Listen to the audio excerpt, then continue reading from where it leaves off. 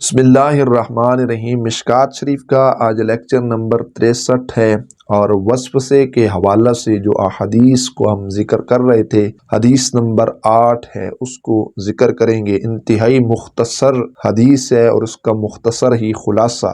وعنہ قال، پچھلی حدیث سیدنا ابو ہریرہ رضی اللہ تعالیٰ عنہ سے مروی تھی، تو یہ حدیث پاک بھی انہی سے ہے۔ وہ فرماتے ہیں ابو ہریرہ رضی اللہ تعالیٰ عنہ، قال رسول اللہ صلی اللہ علیہ وسلم، کہ اللہ کے محبوب علیہ السلام نے ارشاد فرمایا، سیاح المولود حین یقع نزغۃ من الشیطان، متفق علیہ، بخاری مسلم دونوں کے اندر موجود ہے۔ اللہ کے محبوب علیہ السلام نے ارشاد فرمایا ہے کہ زمین پر گرتے وقت بچے کی چیخ شیطان کی چوک کی وجہ سے ہے۔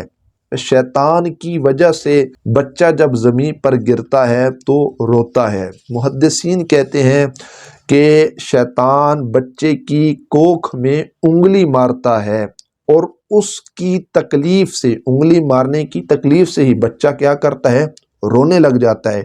اس لیے سنت ہے بچہ پیدا ہوتے ہی اس کو غسل دے کر دائیں کان کے اندر آذان اور بائیں کان کے اندر تکبیر پڑھ دی جائے، تاکہ شیطان دفع ہو جائے۔ یہ محدثین کہتے ہیں شیطان دور بھاگ جائے، شیطان اس بچے سے دفع ہو جائے۔ اور آذان کی آواز سے شیطان بھاگتا ہے، نہ کہ شیطان قریب آتا ہے۔ تو ہر قسم کے جو شیطانی اثرات ہوں گے، اس سے وہ بچہ اللہ کریم جل جلالہ کے فضل و کرم سے کیا رہے گا؟